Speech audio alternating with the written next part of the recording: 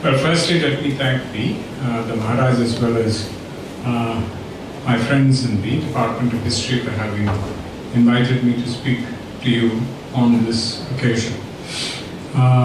Even though it's considered important that you should learn from me, I assure you that it is as important that I should learn from you, in the sense that most of the time, in such cases, whenever we deal with our subjects in history or in related areas, the conversation is with ourselves or with a very, very few people who are part of our set and who sometimes have time, sometimes don't have time.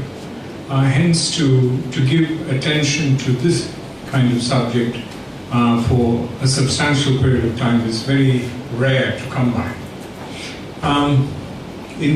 On certain occasions, when you write about the subject, you may be, again, dealing with a larger audience, but as you can understand, writing is writing. It's not quite the same as having a discussion or an exchange. So I look forward to some of the questions that you may have. Some of them may be complex questions. As far as I can see, there are complex questions that you have thought of. I understand this from the nature of the material which is on the wall magazine. So if there are things which somehow don't quite sound adequately satisfying to some of the interests that you have, and at the same time are not really being dealt with by me in an adequate manner, I do hope at the end of the lecture or at the end of my presentation that you will say a few words and ask me a few things so that it gives me the opportunity to deal with those. Normally in Calcutta University I do say a few words in Bengali. Kintu ashol mushkilta puro আধা ঘন্টা 45 minute বাংলাতে এই রকম একটা বিষয় নিয়ে আলোচনা করার আমার ক্ষমতা নেই। যদিও হতে পারে আমি 5-10 মিনিটের জন্য আমি করতে পারতাম।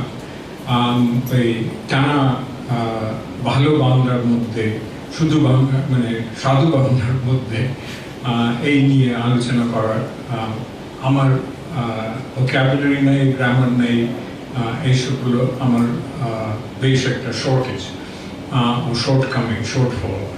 তার জন্য যেটা আমি আপনাদেরকে বলতাম বা তোমাদেরকে বলতাম, এই আমার প্রেজেন্টেশনের পরে যদি তোমরা বাংলাতে আমাকে প্রশ্ন করতে চাও, আমি রাজি আছি ওইটাকে শুনতে আর উত্তর দিতে যতটা আমি বাংলাতে আমি পারি। ঠিক আছে? So I will make my presentation primarily in English. The central point of the subject that I've been asked to address is the Russian Revolution and the way in which the Russian Revolution is to be approached at the beginning of the 21st century. If we were standing about 25 years ago, that is 30 years ago, in 1987, there would be no question of this order being raised, in the sense that it would be very clear why a discussion of the Russian Revolution was taking place.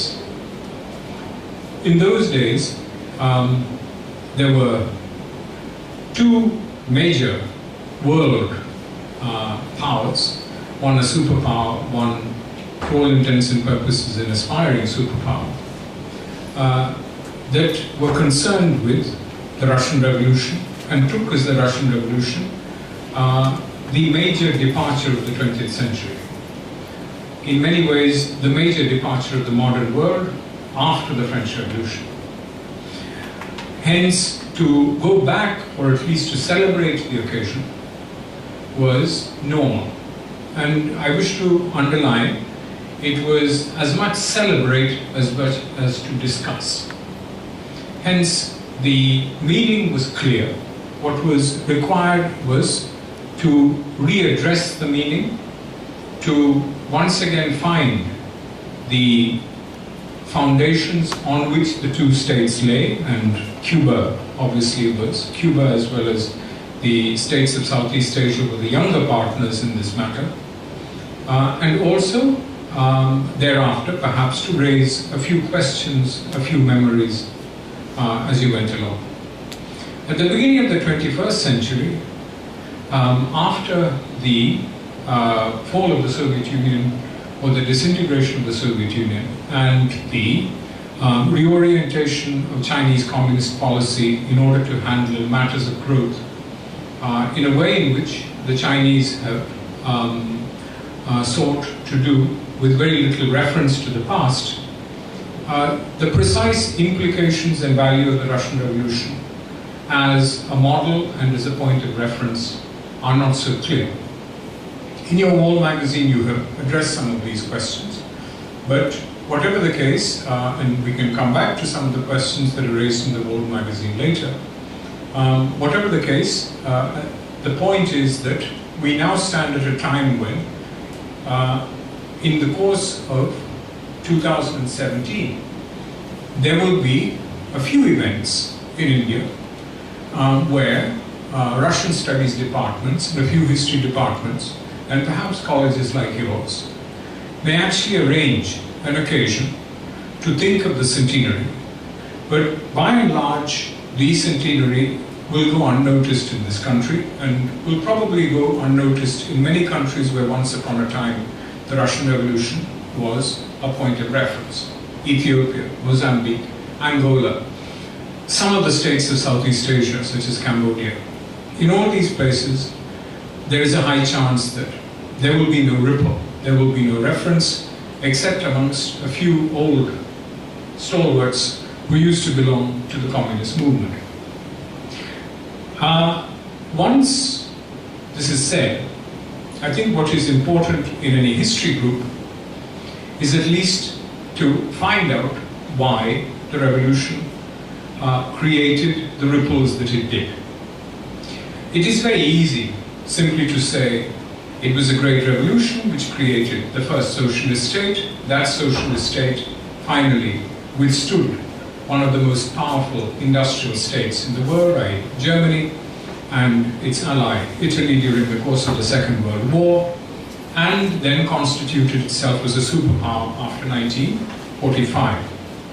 Hence, it is worthy of attention, and there can be no doubt that that is true. But that is the history of the Soviet state. It is not the history of the Russian Revolution. Hence, why one should bother with the Russian Revolution rather than the achievement of the Soviet state is one important question here. If you're going to hold a lecture on the Soviet state and its contribution to the 20th century, yes, perhaps, in fact, you may find a few takers, because many people still live from that particular era and have a sense of why the Soviet state affected the countries that it did. But the October Revolution, why should the October Revolution be worthy of attention? Especially when in the 70 years of the Soviet state, the October Revolution finally came to be ritualized and remembered merely as a starting point rather than a source of instruction and a source for reflection.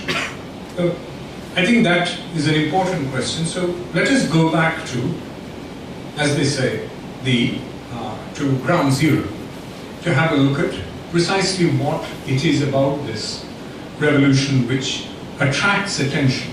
What is the event itself? Here I think let us just at least look at what the event is. The Russian Revolution, first and foremost, is not simply the October Revolution. The October Revolution, the Bolshevik Revolution, was the foundations of the Soviet state. But the Russian Revolution, like the French Revolution before it, is not merely one regime that emerged from the Soviet state, that emerged from a process. The French Revolution had Girondins, it had Jacobins, it had Thermidorians, and it had the Napoleonic period. So there were many, many different regimes that are associated with the French Revolution. In the same way, the Russian Revolution has at least three major constituents. The revolution that brought the autocracy to an end, that is between the 25th of February and the 2nd of March, according to the old Russian calendar, which is approximately 13 days behind the calendar that we use. The February Revolution, which brought the autocracy to an end and which established a, shall we say, a popular regime, if not a constitutional and a representative regime in Russia, and which encouraged both an interest in social reform as well as political reform on a scale which had never been there before. Secondly, the October Revolution itself, which as a revolution, that is as an act, did not involve large numbers of people because it was primarily a coup that took place in the city of Petrograd, which was then followed by immediate approval within a matter of 24 hours by the All Russian Congress of Soviets, and which then gradually assumed larger and larger representative proportions as Soviets come to approve of it and fight for it throughout most of what used to be the territories of Imperial Russia during the course of the next 6 months, that is up to March 1918 and the Treaty of Brest-Litovsk. The third phase of the Russian Revolution is normally a period which is considered to be a period of anarchy, but which was probably one of the most important creative periods of the Russian Revolution, in the sense that it was this period which was the foundations of the future socialism which came to underlie the reforms of the late 1920s and the creation of the planned economy and collectivization. This is the period of the Civil War, the period of war communism, which stands from 1918, late 1918, early 1919, through to 1920, when the last major supporter of the anti-Bolshevik faction, Admiral Kolchak, is captured and executed in Siberia. So there are these three phases. But all of them, and the first phase essentially is takes shape between the 25th of February and the 2nd of March. The second event essentially takes place over 2 days, in the 25th and the 26th of October and 1917, and the third actually takes place over the course of 2 to 3 years. Together, they constitute the full overhauling and transformation of what used to be the Russian Empire into a new entity, which is called the Russian Soviet Federated Socialist Republic, which had already formed its constitution by 1919 and was preparing to form a second constitution in 1923 when it was transformed into the Union of Soviet Socialist Republics. So this is the revolution itself. There are some interesting questions here. First and foremost, why do a set of actions which take place in this admittedly very large country concern the whole of the world? Sure, once in fact the 20s are over, the 30s are over, the Second World War has taken place, we are sitting in a situation where the Soviet Union aspires to great power as well as to superpower status after 1945. Then you can say the revolution is meaningful. But it is not that in the year 1917, 18, 19, 20 or 21. In fact, when H.G. Wells speaks after a visit to Russia in 1920, it was to inform the British public that the civilized side of the world's cultures, which used to exist in Russia, has ceased to exist. That is, that Russia has retreated into barbarism, and there is nothing there that is for us to either remember or to refer to. This is a consequence of the enormous travails as well as difficulties of the Civil War period, which culminated finally in the famine and drought of 1921. So there is a question here. Why is it that the revolution is international? Why is it that it came to appeal to large numbers of people? But first and foremost, I think there are some very, very simple issues that we have to bear in mind, which is that the revolution actually brought to power a group of people who in no other country in the world had ever been given power. Hence, it was unheard of that a socialist should hold a portfolio in any of the cabinets of continental Europe before 1917. They simply did not figure in the electoral map. 1918, sure. Once, in fact, the German Revolution takes place, the Socialist Democratic Party of Germany enters the formal arena of executive power, ceases simply to be a power within the Reichstag, a pressure group. In the British House of Commons, the Labour group, James Keir Hardie and others, certainly had no authority until the 1920s. Hence, the Russian Revolution, and here we must take all three revolutions together, brought socialists to power in a manner which was unheard of. Hence, it empowered an ideology which was an ideology which was always a challenger ideology. It had never actually held center stage in any of the countries of continental Europe. Forget about the rest of the world. Please remember that we are dealing at the beginning of the 20th century where even when you have sovereign states, these sovereigns outside Western and Central Europe, these sovereign states are not sovereign states in the sense of commanding world respect and establishing stable regimes which may be called upon to set either models or examples or give some form of instruction, except in the case of Japan, which at that particular time does not seek to give that kind of example at that kind of level. So Japan is not a developmental formula to be imitated. Japan as yet is not a political formula to be imitated simply because it does not seek to be imitated. So there is no alternative except in Western and Central Europe that is to be borne in mind, and there the socialists do not count. So the Russian Revolution, first and foremost, since both in February, because as part of the February Revolution, a system of what we call dual power was established, and both a popular entity, the so-called Petrograd Soviet, and later in June the All-Russian Congress of Soviets was constituted. These two entities actually brought socialists to a position where they had authority. This is one very important thing. Secondly, it is important also to remember the Russian Revolution constitutionally established for the first time, in a genuine sense, universal suffrage in the world. That is, the Constitution of the United States had not accepted it because it had never accepted women as part of the standard electorate. None of the constitutional arrangements in continental Europe had done that either.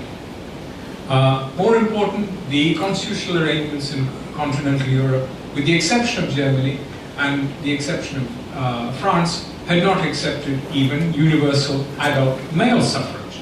So it was not accepted in Italy, it was not accepted in Spain, it was certainly not accepted in Britain before 1917, where these arrangements had gradually been moving forward, but as yet they had not assumed the level that the Russians came to assume during the course of the Russian Revolution.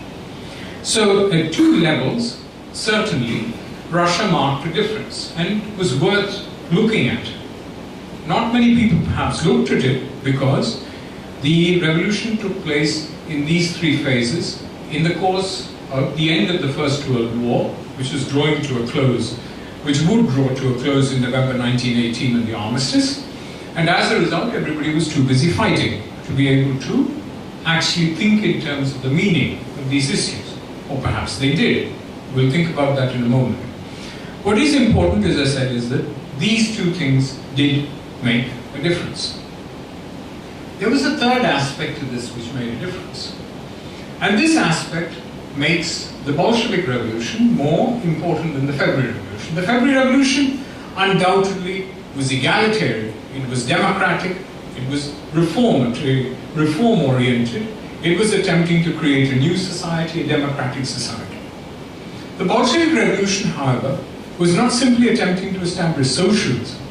The most important thing about the Bolshevik Revolution was that the Bolshevik Revolution seriously considered that the ideology which its leaders had been studying for the past 50 years, half a decade and more, this ideology should be crucial to the state.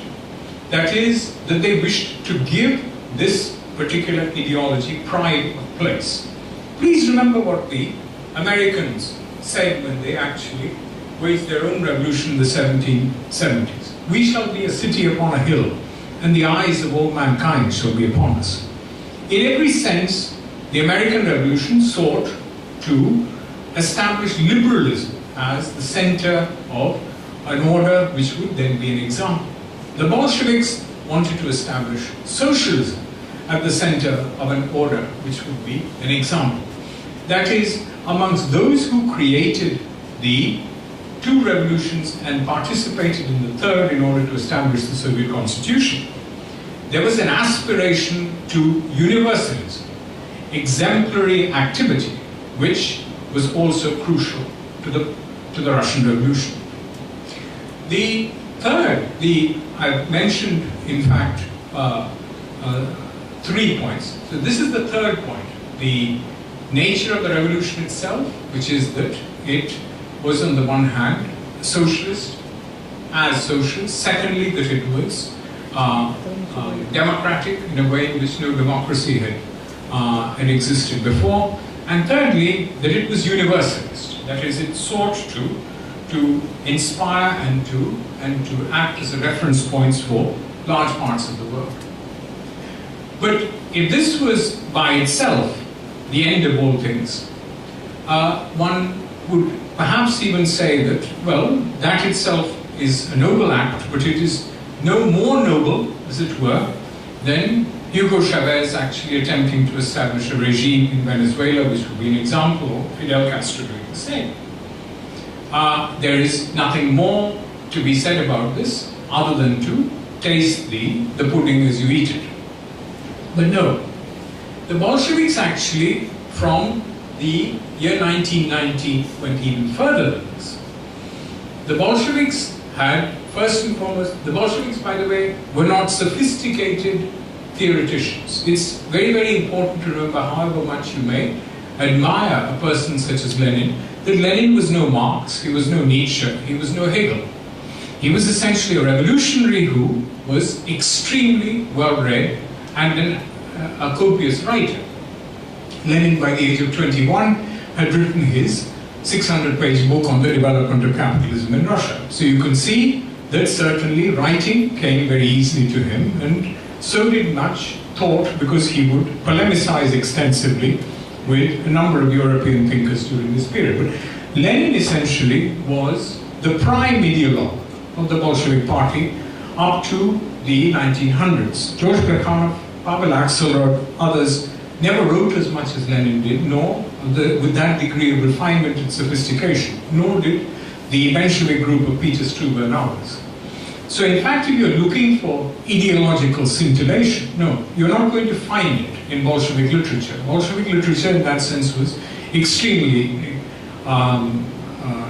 hortatory, it was encouraging, it was deeply analytical, but it was not, in terms of category and in terms of analysis, really brilliant.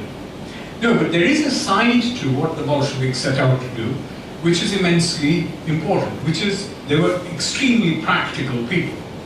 If they were going to make socialism universal, then they must make socialism universal in a practical manner. And practical manner, in the Russian case, and the Russians were very good at this, was through the organization of secret societies, parties, and various kinds of political institutions the world over that would actually constitute a revolutionary elan, a particular enthusiasm. For this, within 2 years of the founding of the establishment of a revolutionary project in 1917 October, by the year 1919, the Communist International had been created.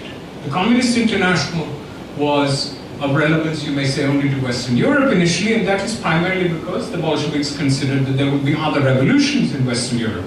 Correctly so, because in fact in 1918 there had been an attempted German revolution, and very shortly after that there was an attempted Hungarian revolution. So the Bolsheviks were not thinking unimaginatively.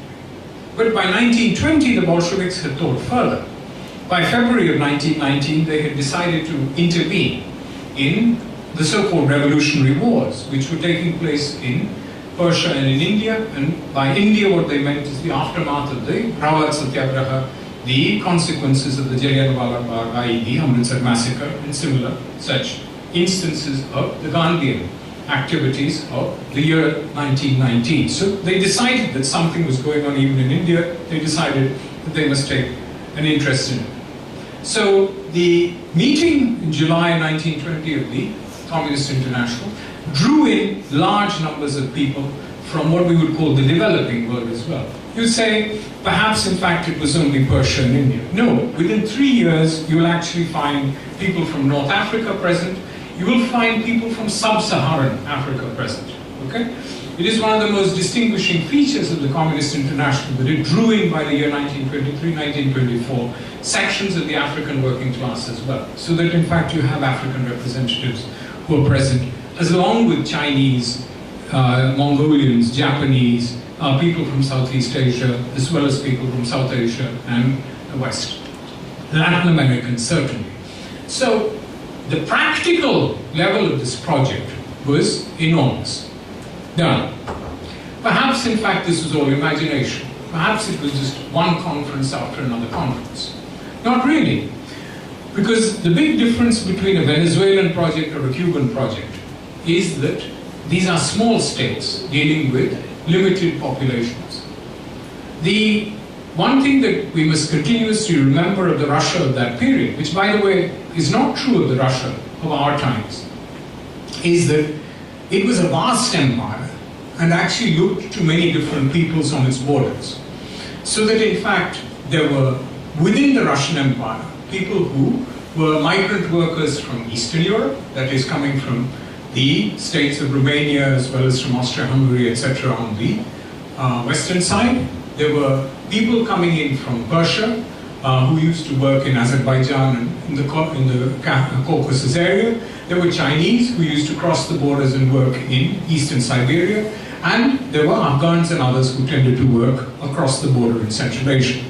So actually the revolution was, even in the very place in which it was taking place, grand in the scale of the territory that it was to affect. Any civil war, any collapse of an economy, any restructuring of an economy within this territory was bound to affect both Europe, West Asia and East Asia. The scale was so enormous. So at all these levels, the Bolshevik Revolution, the February Revolution which preceded it, the Civil War which went after it, all of them affected a very, very large mass of the world. Okay? I'll just show you a few shots in a minute to give you a sense of this mass representation. I'll just take a sec before I do that. So, in this sense, there is something very, very important about the Bolshevik Revolution. It is worth remembering. Even more than the French Revolution, which ultimately affected a very important part of the world, but a part of the world ultimately which was not imperial as yet. Okay, the British Empire was just getting off the ground. The French Empire was small. The Dutch Empire was even smaller, and the Iberian empires were about to disintegrate. So, in this sense, the world of the French Revolution and the world of the Russian Revolution were very, very different. The world of the Russian Revolution was grander in scale in terms of the kind of peoples that it was to deal with. So these are certain important points that we can use as a kind of core. The second group of things that we must refer to is that in being universal, in thinking of large issues and large peoples, from the year 1920 onwards, the Bolsheviks were very committed to dealing with all nationalisms the world over. That is, they were not committed purely with establishing a Comintern which would represent socialism. They were not concerned merely with dealing with the peoples on their borders and their neighborhood. They were also concerned with dealing with all the struggling peoples of the world. Hence, when Lenin constituted his theses for the July Congress of the Comintern, he actually looked to all nationalisms, that is, all nationalist parties who were struggling against imperialism in any part of the world, and attempted to and wanted to draw them in. He therefore sought out, through a series of embassies and through a series of contacts, such people and brought them to Russia in order to try and constitute for them a communist imagination, a Comintern imagination of how nationalism would receive assistance from the Bolshevik state. So, not only was the Russian Revolution representative of the arrival of socialism, of democracy, of a major change in a critical part of the world which is to be institutionalized and taken out, but it was also going to provide enormous resources from this part of the world to nationalisms the world over. And there is a very important reason for this. The Russian Revolution was being constituted at the height of the First World War in Russia, where the state itself was collapsing and the various capitalist interests itself were increasingly marginalized and alienated. Hence, the Bolsheviks were coming to power with no specific interest on the part of any affluent lobby. The resources of Russia which they were commanding were not to be dedicated to the aspirations of any one class or any one group. And there are two reasons for this. The first of the reasons is that they did not belong to any one particular group, even if you consider that they were primarily the representatives of the working class. Because they represented a coalition from the time of the All Russian Congress of Soviets, which was based on both an intelligentsia which was dissatisfied with the Bolshevik, with the Tsarist state and the provisional government, and by a group of peasant leaders of the Socialist Revolutionary Party who would finally divide and divide again after 1918 in the way in which they supported the Bolsheviks. So they represented a coalition, a large coalition, and most important, they represented a relatively impecunious coalition. They did not have money. They were not used to dealing with money. They would have to persuade banks to teach them how to deal with money in the course of the period after 1917. Most important, and this is the second aspect of the reason why they were less concerned about this issue of interest and what they represented in terms of financial or monetary or material power, is that most of them had always been exiles. Most of them had always been underground. None of them had actually held jobs which integrated them into one particular branch of society. They had been sitting in Zurich, they had been sitting in Geneva, they had been sitting in Paris throughout their lives, or they had been exiles in Siberia. They had always been alienated. It is considered as a result, therefore, and correctly so, that they were not going to uphold the interests of Russia primarily. It was not a Russian revolution in terms of a revolution that spoke only for the Russian interest and its global position. No, even though they may finally have to employ Tsarist officials, they were happy to use everybody else in the way in which they established their establishment. Hence the Comintern, hence the draw on Britons, on Frenchmen, on Southeast Asians, on Indians, on Chinese, on Arabs, and on everybody else in the framework of the establishment of Bolshevik power. So, at all these levels, by the year 1921, you have an event which is considered by its activists to be an event which will supply enormous sums of money to activities throughout the world. Very, very important issue. And to bring it down to tangible, simple levels, let me point out that Obani Mukherjee, one of the most important lieutenants of M.N. Roy, who represented the Indian cause in the Comintern, used to write to other revolutionaries in India stating, we have crores of rupees which have been promised to us. And it is a fact that at least 2 million rupees were given to M.N. Roy when he was in Tashkent in the year 1920, 1921, as he was planning the so-called invasion of the Punjab territories from Afghan country during the course of that particular period. So the actual money we can see is substantial, and even more gold mohurs were promised to the Afghan tribes of Chitral, Bir and Waziristan in order to encourage them to take up arms against the British during this particular period, that is 1920-21. So you're dealing really with very, very tangible display of wealth in the service of socialism in the way in which the revolution set itself to look at the world. Finally, and I want to keep the 15 minutes, because I wanted here to emphasize to you why the revolution is worth thinking about, what it is about it which is so unusual, something that is worth beyond the legacy that it was finally to become encrusted with, that is the Soviet state and all other people, that it is an event by itself which is worthy of attention. So, finally, you are not only made great by your own greatness, but also, in a strange way, by the criticism of your enemies and the attempt on the part of your enemies to do something about you. There was not a single imperial power between 1917 and 1921 that did not attempt to destroy Soviet Russia. Okay? The War of the Intervention was the classic instance of this attempt to destroy Soviet Russia. Now, there were French troops, there were British troops, there were Japanese troops, and, very important, there were American troops as well, all of whom were involved in the attempt to destroy Soviet Russia.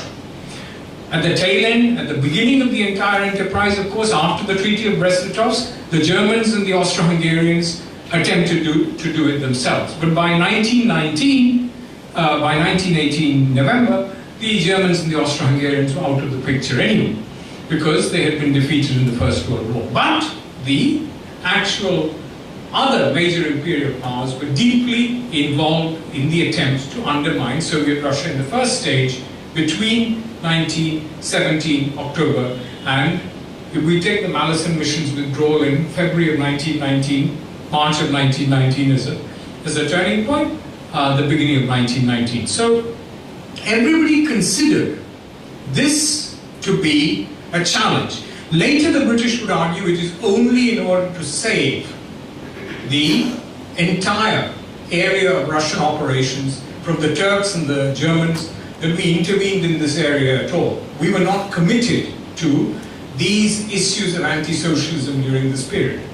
But if you were not committed to these issues of anti-socialism during this period, why do the major statesmen of Britain and France and other states actually encourage their intelligence services to undermine Bolshevik power? Why is it that every time Bolshevik power generates literature elsewhere in the world, you attempt to curb and limit it? These remain important questions. Okay? Right the way from 1919 to 1922, the British in India considered Soviet Russia to be one of their most important threats. Hence the 3 Peshawar conspiracy cases for which, in 1923, for which most of the major people under charge had already been arrested during 1920-1922. Okay? So it is very clear that the event itself inspired enormous fear. It was a major challenge. And it was a challenge for all the reasons that I've mentioned. The scale of the Russian Empire, the commitment of the Soviet state, and the way in which the ideology of the Bolsheviks actually was trained against the imperial powers themselves. So, from this, I think one should and must conclude that other than everything else that happened afterwards, the kind of planned economy that the Bolsheviks generated, the under Stalin, the way in which the Soviet Union became a world power, etc., etc. The revolution itself as an event is worth the study simply because it challenged an entire system of ordering the world, ordering society. For later generations, therefore, forget the Soviet example as a socialist example. Don't even think I think of it as the classic example of socialism. Because to be frank with you, there are many different kinds of socialism, and one I have lived half my professional life debating with people as to whether the Soviet socialist example was socialist at all. And many of them have always pointed out adequately to me that there are many, many questions to be asked on this front, whether it be in terms of the lack of sophistication of the Bolsheviks concerning their understanding of what socialism meant, or the way in which their socialism was carried into operation by Stalin and his successors. So that to me is not a major issue today. Today for me, a major issue would be to point out to you that it is possible to challenge an existing order and the grandest conceivable scale in terms of global reach and world range. It is possible to actually begin from one particular core and think in very, very large terms, as long as the concept and the idea is well enough evolved and the range is well enough conceived. In many ways, the Russian Revolution, therefore, indicates the promise of that kind of revolution. It is extremely important to remember that the Bolsheviks achieved this target, that the Russian Revolution achieved this target without conquest. There is no state on the borders of Imperial Russia that was conquered by the Bolsheviks in order to create this fear and to inspire this particular aura and this particular imagination that they generated during this period. To all intents and purposes, it was generated primarily using the material at their disposal. Hence, it is possible to think in these terms for major ends which may actually change the course of global destiny for long periods of time. And in that sense, the legacy of the Bolsheviks is not merely the legacy of the Soviet state, but it is a legacy that actually should be respected because it indicates the capacity in the modern world to actually alter the course of politics and economics in directions which may be more fruitful to mankind. Perhaps that's a questionable benefit. And obviously there were many who actually questioned the Bolshevik agenda. But certainly there is no question that it is possible and perhaps even worthy of pursuit. There are questions that remain. Does this encourage fanaticism? The kind of questions which I'm talking about, may they not, all nations not set their agenda in this particular way? There I think it is important to look at the three revolutions and actually notice the way in which, even if ideology was never the sole major motive force of the three units of the revolution, ideology, discussion, debate, and an engagement with ethics as well as with goals and aims was continuously a source of debate. And this, again, is an important aspect of the Bolshevik Revolution, which nobody can deny and nobody can do away with. Throughout this period of war, interminable war, what was right, what was wrong, and how it was to be done, this great Russian question, что делать, how to do it, was continuously being posed throughout the confines of former Russian territories, even when legal precedent, ethics were being destroyed and undermined. There are many instances during the years 1970 to 21 where there are massacres, there are racist practices, there are anti-religious pogroms, all of which take place within the confines of Bolshevik Russia. Let us not be ignorant about the fact that the revolution was not a pretty thing. It was, in fact, one of the most gruesome experiences through which persons could live, as Dr. Zhivago was to reflect on when he was forced upon to do so by Boris Pasternak, his creator. The reflections on the revolution must be allowed to breathe the problems that cruelty and human excess will continuously throw up in conditions of civil war. But the fact that the progenitors of the revolution continuously used the forums of debate throughout its development and constitution, this indicates that in the worst of times it is possible to remain somewhere or another deferential to the importance of ethics and of discussion.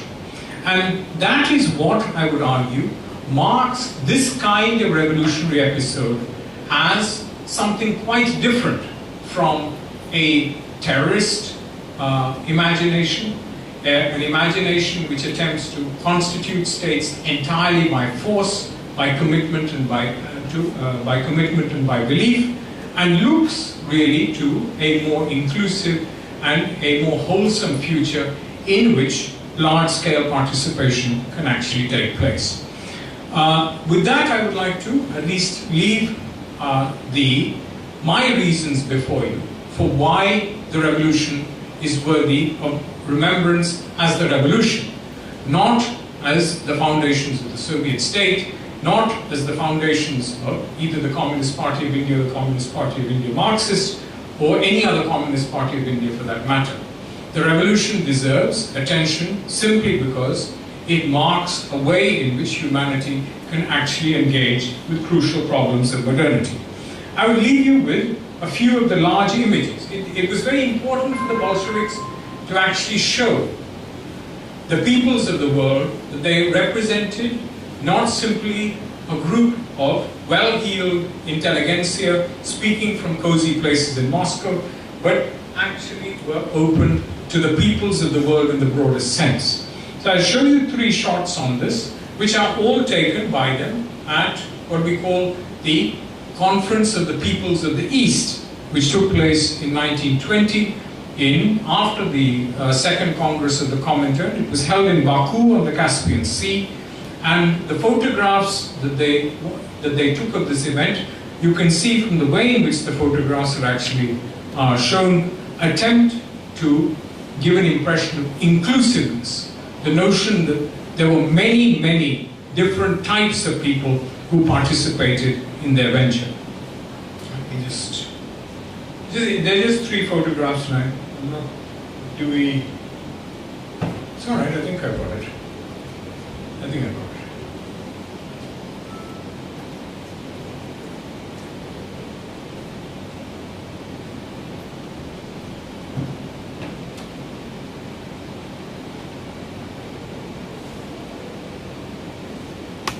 Right. This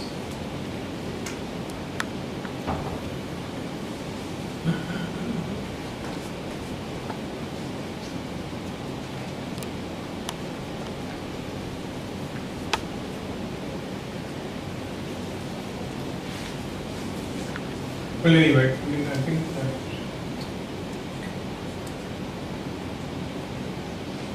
I'd like to point out, it's not large enough, but the important thing is firstly we're dealing with an event taking place in a country which is an Orthodox Christian country. That is Orthodox Greek Christian. Okay, the Russian Federation is dominated by Russians who are Orthodox Greek Christians. Okay, the important thing is to emphasize in the ceremonial that you were not associated with Orthodox Greek Christianity, hence the Muslim background. Okay, the fact that the actual conference was being held in a Muslim state, and in the introductory photograph it should be clear that it was not within an Orthodox Greek ambience that it was going to show itself, and or in an Imperial Russian building that it was going to show itself. All right. So, and if you, I'm afraid it's not large enough. If you could, if one were to look at the faces a bit more carefully, you would actually see that you have many different types of costumes. There are a number of Indians in the audience as well. There are about 20 to 30 Indians who were present at the Congress, including M.N. Roy himself.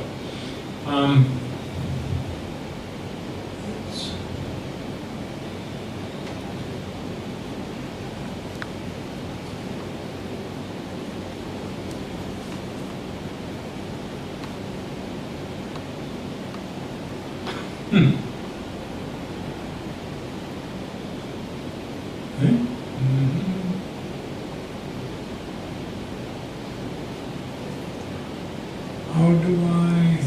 No, I'm not able to.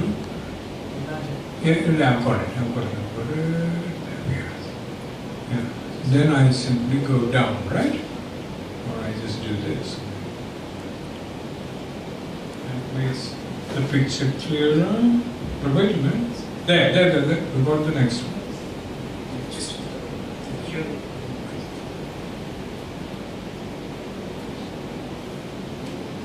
No, we skipped one. Yeah. The second one.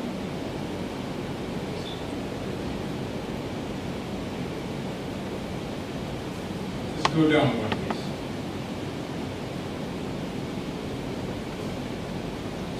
Yeah. This is to try and show the mass nature of the audience. Very important to indicate large numbers involving a series of nationalities. Okay? And if possible, to try and ensure, you look at these kind of figures.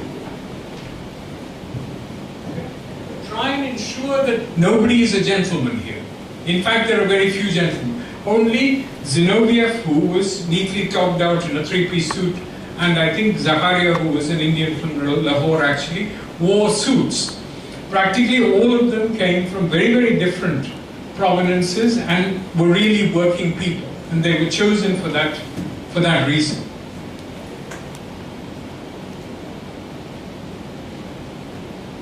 So, what was the language in which it was conducted? No, hang on, wait. Okay.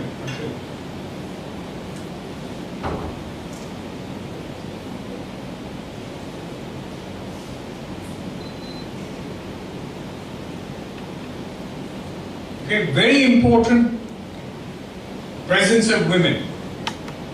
All right, women had to give speeches. Very important also presence of non-Russian women. Very important. So actually, I've taken this as one example. There's a photographic record they keep for general distribution. All right, and you had 3 different types of women, meaning in order to ensure an indication that you had 3 separate national types within women who were present. Not simply, say for instance, Caucasus, Georgian Christian women, or Mongolian women. But you also had to have people who were from the Muslim populations, okay, as indicated here. So the actual photographic record attempted to be, in terms of gender also, inclusive, large in scale. All right? I didn't know how much time I have in this. I just kind of quickly cut out of an article of mine. But this gives you some visual idea of their attempt to be universal. Okay. You asked me a question. I can quickly deal with the question.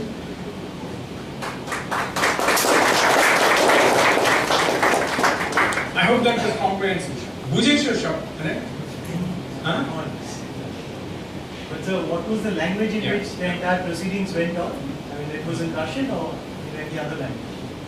The most unusual, the most interesting thing about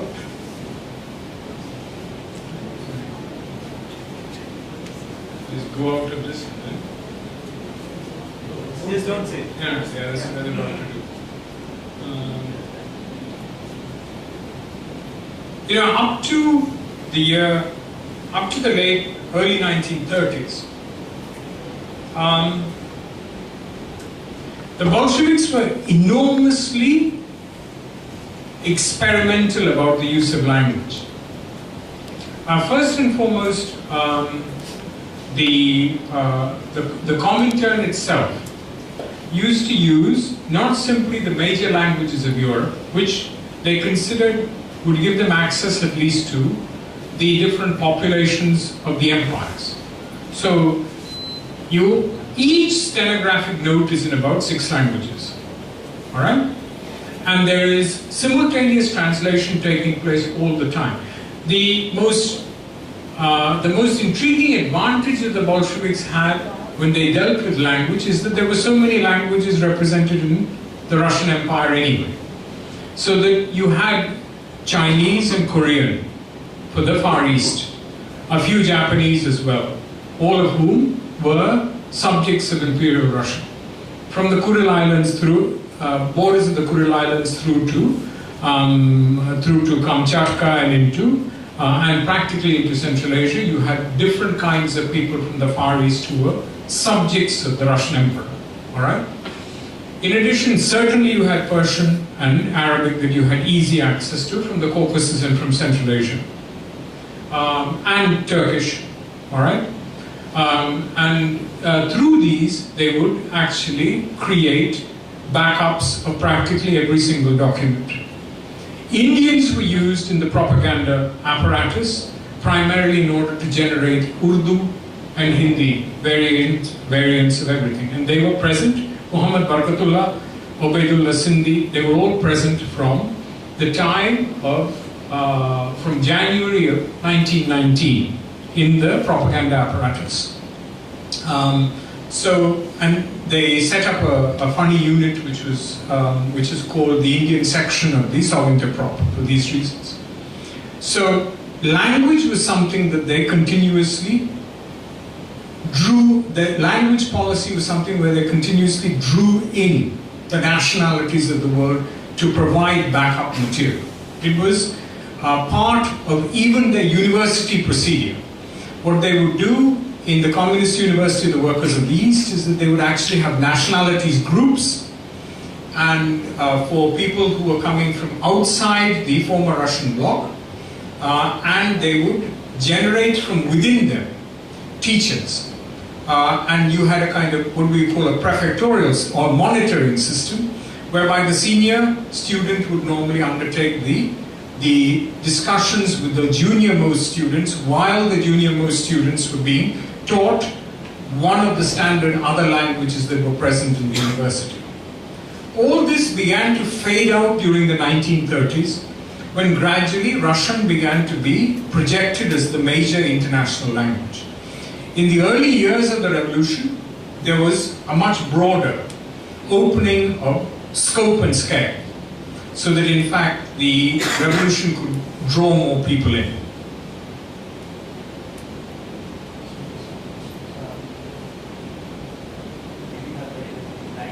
Sorry, I went on too long.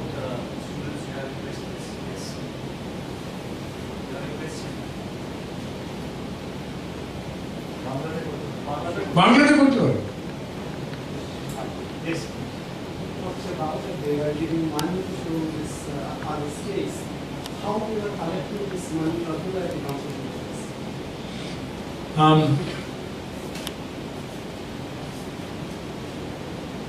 Well, let me put it this way.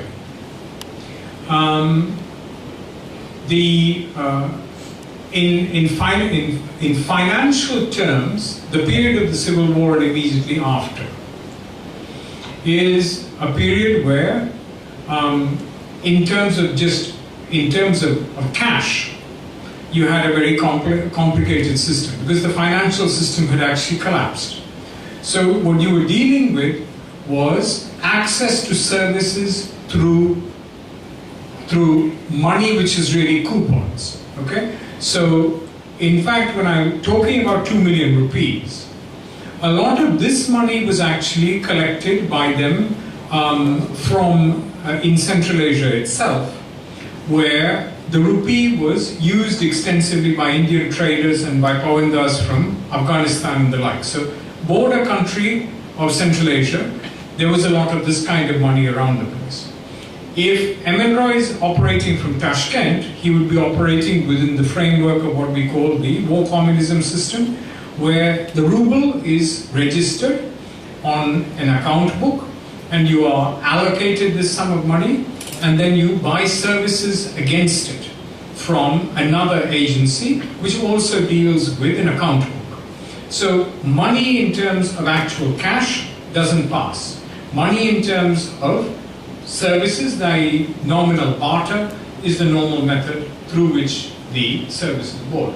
In addition, because of the huge seizure of gold from church and other sources and from the existing treasuries of the imperial government, the Bolshevik state could actually just give money.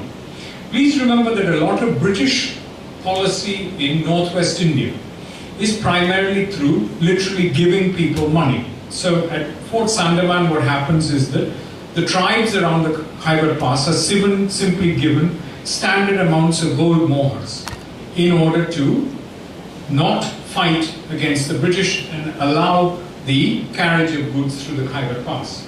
Okay? So this is a normal practice, which is to bribe people to keep quiet. All right? And the Bolshevik state, Lenin himself in his discussions with Roy actually says, we're not as rich as British imperialism. All right? But nevertheless, he placed a very large amount of money at Roy's disposal during the course of 1920 to 21 April for the Afghan project.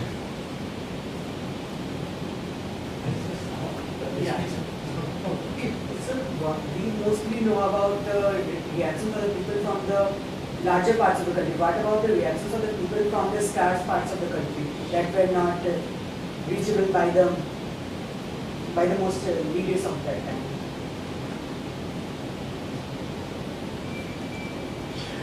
You're essentially saying what about the slightly more remote places of Imperial Russian territory, to which Bolshevik leaders could not move or travel, correct? I mean, you're asking about whether this was not a metropolitan effect. Huh? You're asking that. First, this is the strangest character of an unusual feature of Russian socialism, which is that Russian socialism in the 30 years in which it had existed before the revolution, so essentially you're dealing with 1885 to 1917, 30 years, actually generates a fairly large network through the movement of workers into very distant places. So for instance, on the one hand, the major industrial centers, you would certainly find Bolshevik leaders. But you would also find Bolsheviks on the railways, practically everywhere. So wherever the railway went, you would normally have a Bolshevik group on the railways. And this is the way in which actually throughout Siberia, there was a Bolshevik presence. Right into the Far East, there was a Bolshevik presence. Into the territories of the Caucasus and in Central Asia, there was a Bolshevik presence. They were all illegal and they were all underground. But using the target, the network that the workers actually lived on, the Bolsheviks were able to penetrate pretty far. Then, very frankly, the principle that I mentioned, which is applicable to the rest of the world, which is including nationalisms, that the Bolsheviks worked on very hard between 1919 and 1921. One of the most complex operations they set up was a commissariat which was called the Commissariat of People's Nationalities, the People's Commissariat of Nationalities. And under this was headed by Joseph Stalin. This is a very strange body because it's not really it's not a ministry. It's a ministry which handles people who are organized into semi-independent states. So that the Eskimos have to follow, the northern Russian peoples are different forms of Tungus, Yeniki, etc. There are a series of northern peoples. All of them are constituted into political entities. All of them are encouraged to set up a representative system within a Soviet framework. And all of them then are made to send representatives who will work with different departments of the Commissariat of People's Nationalities. So there is an attempt within a very small period of time to ensure that as many nationalities as possible come within the Bolshevik ambit. What happens as a result is that today somebody's cousin will take, somebody's nephew, etc., etc., the normal thing that happens. As a result, you have exclusion, inclusion, and finally all these things lead to great dissatisfaction within the political system. And that is what finally leads into Stalinism and other changes that befall the Bolshevik state. But in terms of sheer reach, in terms of penetration, this representative system went much further than the old imperial system did, which simply took the elite. It took, for instance, a Tungu's tribal leader and actually used him as the standard representative of his people. There's a continuous attempt to try and cast the net broader and to move it out of the metropolitan people that you're actually suggesting. One last question. It's not a question, but when you refer to Boris Pastel, I think that the Department of History, they are thinking of organizing this on a larger scale. So this representation in literature, in films of the revolution, that can be one of the topics which is explored. And so that's the kind of solution to this department. There's no there in the lecture. Yeah. That's something that we need. Well, the revolution because of, within Soviet Russia itself, the Pasternak book actually created a furor because it was not published, but for a very long time. But it was circulated by what we call samizdat, which is that people simply cyclostyle the thing and publish and they print copies and send them out. The censorship board actually debated the picture that he presented very intensely, and there was a long document in the 1960s which was leaked, indicating the way in which they responded to the novel. But I'm not going to go into the details of it, but what is important to remember is that these multiple discussions of the views of the revolution continuously came to be taken up because the revolution was held to be sacred. If you simply allowed the revolution to be an example, and then you decided that you wanted to make other things your socialism, your main point of your socialism, your policy, your ideological debates, etc., etc. These issues of condemning the past or condemning a particular point of view of the revolution, this would not have existed at all. But the Soviet state and all communist organizations were obsessed with this notion that the revolution was the pure beginning, the fountainhead, which must be unbesmirched. There must be absolutely no stain on it as it is passed on from generation to generation. Now this was the reason why people actually increasingly got fed up with the reputation of the revolution, because as the Soviets say, or the Soviet dissidents used to say, what's the use of attending, or listening to a particular broadcast? All it's going to be is the Communist Party is number one, we all won in the Olympics, and finally the October Revolution was a great thing. It's the standard thing which is going to be trotted out all the time. So there's nothing which makes you think, involves you. And this became one of the problems of the Soviet state. Pasternak was attempting to break that kind of mold, make people think about their experiences, reflect on them.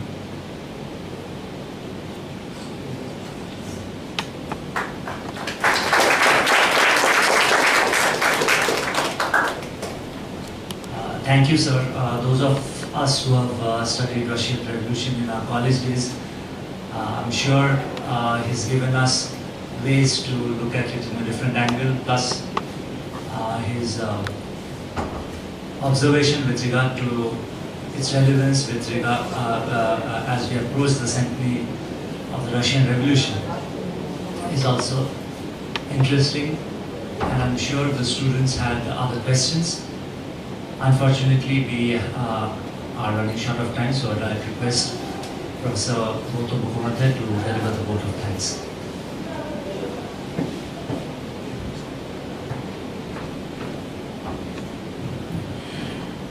সময় খুব কম, প্রথমেই আমি সকলের পক্ষ থেকে সশ্রদ্ধ ধন্যবাদ জানাবো আমাদের স্যার প্রফেসর এইচ.এস. বাসুদেবনকে। এতক্ষণ যারা মন দিয়ে শুনলে ছাত্ররা, এবং সব থেকে বড় কথা আমাদের পঠন পাঠনের একটা গুরুত্বপূর্ণ পার্ট হিসেবে আমাদের যে বল ম্যাগাজিন, তাতে যারা অত্যন্ত পরিশ্রম করলে তাদের সকলকে ধন্যবাদ জানাবো। আমাদের বিভাগের পক্ষ থেকে যারা অন্যান্য বিভাগ থেকে ছাত্ররা এসেছো, এবং বিশেষ করে যারা অধ্যাপকরা উপস্থিত আছেন, তাদের সকলকে আমাদের পক্ষ থেকে আন্তরিক ধন্যবাদ জানিয়ে আজকের অনুষ্ঠান শেষ করব। নমস্কার, ধন্যবাদ।